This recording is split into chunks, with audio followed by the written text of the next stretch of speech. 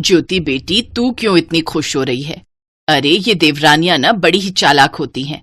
सास को आते ही अपनी चिकनी चुपड़ी बातों में फंसा लेती हैं और जेठानी बेचारी पिस कर ही रह जाती है घर के कामों में। ऊपर से अमीर घर से है तो तेरी सास और उसके कब्जे में रहेगी। ओफो माँ, तुम भी ना कुछ भी सोचती हो। हमारी शिवांगी ऐसी बिल्कुल भी नहीं है। देखना, हम दोनों बड़े ही प्यार से रहेंगी, बिल्कुल बहनों की तरह। ज्योति को अपनी देवरानी आने का बेसब्री से इंतजार था। एक दिन शिवांगी छोटी देवरानी थी, वो आ जाती हैं। वो अमीर घर से थी, बहुत सारा दहेज लाती हैं। यह देखकर उसकी सासू बहुत ही खुश हो जाती हैं। आओ मेरी छोटी बहू, इस कलश को गिराकर अंदर आ जाओ। इस घर में तुम्हारा स्वागत है। शिवांगी कलश गिराकर अंदर आ जाती हैं। बिल्कुल चांद का टुकड़ा है मेरी छोटी बहू, किसी की नजर ना लगे इसे। देखा ज्योति, तूने तेरी देवरानी के आते ही तेरी सास कैसे उसकी तारीफ पर तारीफ किए जा रही है।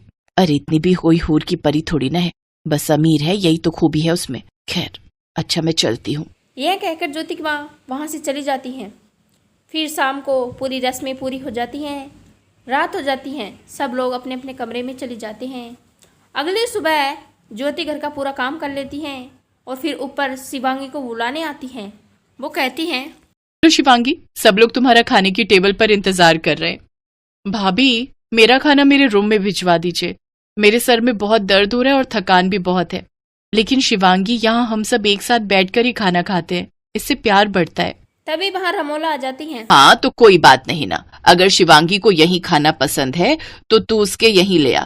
वैसे शिवांगी बहू, मैं तेरे लिए ये सोने की अंगूठी लाई थी, कल तेरे गृह प्रवेश पर देना भूल गई, तो तू ये रख ले। और रही बात खाना पहुंचाने की, तो बड़ी बहू तू चल, मैं प्लेट लगा देती हूँ, तू इसके लिए खाना यहीं ले आ। जी माँ। शिवांगी के लिए खाना लेकर जाती हैं, लेकिन फिर रात में ज्योति को बिल्कुल भी नहीं आती हैं। वो सोचती हैं, कहीं शिवांगी मेरी जगह तो नहीं ले लेगी ना। माँ जी तो आते ही उसके आगे पीछे घूमने लगी हैं। अमीर है इसलिए माँ जी का झुकाव उसकी तरफ ज्यादा है। ओफो ज्योति, ये क्या मच्छर की तरह आधी रात को भिनभिना रही हो? सो जाओ ना आराम से। फिर ज्योति बाजार से आती हैं तो वो देखती हैं कि सभी हॉल में बैठे हुए पिज्जा खा रहे हैं और दहेज में आई हुई एसी से हवा खा रहे हैं।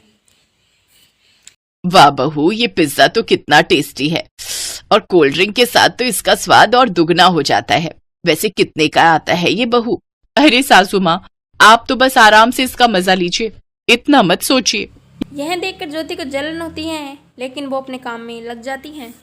2 दिन नहीं हुए आए हुए इसे, लेकिन सासू माँ तो इसी के गुणगान गा रही हैं। देवरानी जी ने सासू माँ को अपने कब्जे में ही कर लिया। ऐसे ही ज्योति घर का सारा काम करती और उधर रमाला अपनी बहू शिवांगी को उसके पति के साथ घूमने के लिए भेजती थी।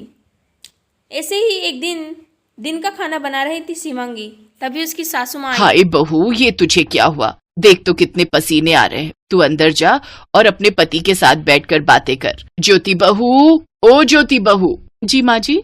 अरे देख तो छोटी बहू को कितने पसीने आ रहे हैं। ऐसा कर, दिन का खाना तू बना ले। अरे बेचारी पर कुछ तो रहम खा। छोटी फैमिली से आई है, लेकिन तूने तो आते ही इस पर काम डाल दिया। चल अब दिन का खाना बना। हाँ, मुझे तो आदत है ना गर्मी में काम करने की, ये तो महलों की रानी है ना। कोई बात नहीं माँ जी, मैं जेठानी जी की हेल्प कर दूंगी। शिवांगी अपनी जेठानी की हेल्प करने लग जाती हैं। वो भले ही अमीर परिवार से थी, लेकिन वो उसका स्वभाव बहुत अच्छा था। उधर ज्योति की माँ ज्योति को अपनी देवरानी के खिलाफ भड़काती हैं। ये देख शिवांगी बहू, मैं ये तेरे लिए लाई हूँ, बता तो कैसी है ये साड़ी? साड़ी तो बहुत अच्छी है माँ जी। तभी वहाँ ज्योति आ जाती हैं और गुस्से से अपनी सास से बोलती हैं, और मेरे लिए क्या लाई है माँ जी? आहा, तेरे लिए तो कुछ नहीं लाई। वो क्या है ना, मेरे पास थोड़े ही पैसे बचे थे। हाँ, मैं तो आपको याद ही नहीं रहती। सोने की अंगूठी इसके लिए, बनारसी साड़ी इसके लिए, घर के काम छोड़कर पति के साथ घूमने भेज दो इसको, और मैं तो घर के काम ही करती रहूं। इस अमीर देवरानी ने तो आपको अपने कब्जे में ही कर लिया है। ये सुनकर मोला आग बोला हो जाती है। बहू, हद होती है जलने की। और वैसे भी तू भूल गई क्या, तेरी शादी के बाद मैंने तेरी मुंह दिखाई पर तुझे सोने की बालियां बना कर दी थी, और वैष्णो देवी गई थी तो तेरे लिए कश्मीर की साड़ी लेकर आई थी। और जब तेरी भी नई नई शादी हुई थी तो घर का काम खुद करती थी, और तुझे अशोक के साथ घूमने भेज देती थी, ताकि तुम दोनों भी ज्यादा समय एक दूसरे के साथ बिता सको। वो वही समय अब शिवांगी का है, इसीलिए मैं उसे अभी घर के ज्यादा काम करने से मना कर देती हूँ। और भाभी, मेरे मन में तो कभी ऐसा ख्याल आया ही नहीं। मैं तो माँ जी को अपनी माँ और आपको अपनी बहन की तरह मानती हूँ। और बड़ी बहू, मेरे लिए तुम दोनों ही बराबर हो। मैंने कभी तुम दोनों में भेदभाव नहीं किया। ज्योति को अपनी गलती का एहसास हो जाता है। माँ जी कह तो सही रही हैं, शायद मैं ही जरूरत से ज्यादा सोच रही थी। मेरी देवरानी तो बड़े घर से होकर भी कितने सरल स्वभाव की है। ये माँ ना बेकार में मेरे कान भड़काती रहती है।